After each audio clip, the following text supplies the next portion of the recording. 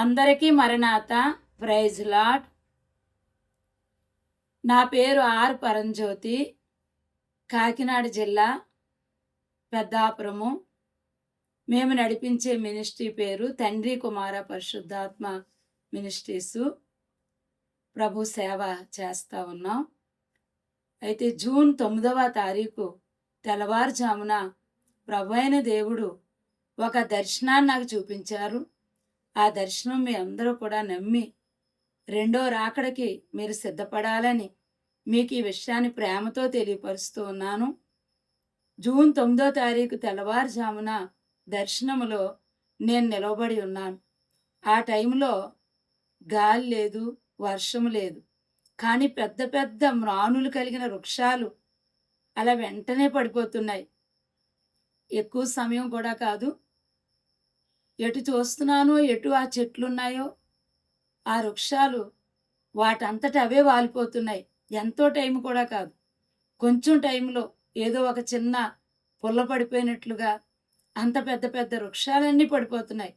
ఇటు రోడ్ల మీద, ఇటు గృహాల దగ్గర ఉన్నవి, ఇటు ఎటు నా కళ్ళు చూస్తున్నాయో అంత మేళ కూడా పెద్ద పెద్ద వృక్షాలు పడిపోతూ ఉన్నాయి. ఇంకా నేను చూస్తున్నాను, వర్షం లేదు, గాలి లేదు, ఈ పెద్ద పెద్ద వృక్షాలన్నీ ఎలా పడిపోతున్నాయి. ఆ సమయంలో పెద్ద పెద్ద గృహాలు, బిల్డింగ్స్, అవి ఒక గ్లాసు పగిలినట్టు పగిలిపోయి అవి భూమిలోకి వెళ్ళిపోతున్నాయి. ఇటు చూస్తున్నాను, అటు చూస్తున్నాను, ఎటు గృహాలు ఉన్నాయో ఎటు బిల్డింగ్స్ ఉన్నాయో అన్నీ పగిలిపోతున్నాయి, భూమిలోకి వెళ్ళిపోతున్నాయి. ఎంతో టైము ఉండట్లేదు, చాలా కొంచెం సమయంలోనే అవి పగిలిపోవటం, భూమిలోకి వెళ్ళిపోవటం, పగిలిపోవటం, భూమిలోకి వెళ్ళిపోవటం. అలా పెద్ద పెద్ద ఫ్యాక్టరీస్ ఉన్నాయి, చాలా పెద్దవి. కన్నులు ఎంతవరకు చూసినా అంత పెద్దగా ఉన్నట్టు ఫ్యాక్టరీస్ అవి కూడా ఇలా ముందుకు పడిపోయి పొగలాగొచ్చి అవి భూమిలోకి వెళ్ళిపోతున్నాయి. అలా చూస్తున్న సమయంలో నేనున్న ప్లేస్లో, నేనున్న గృహం దగ్గరికి ఇక నెక్స్ట్ ఇక్కడికే, నేను చెప్తున్నాను, నెక్స్ట్ ఇక్కడికే వస్తుంది అది. ఇక బయట ఉన్న వాళ్ళు ఎవరూ లోపలికి వెళ్ళొద్దు, ఏది తీసుకోవటానికి వెళ్ళొద్దు, ఈ గృహం దగ్గర కూడా వస్తుంది అన్నప్పుడు నేను అలా కళ్ళు మూసుకుని చిన్న ప్రార్థనలో ఉన్నాను.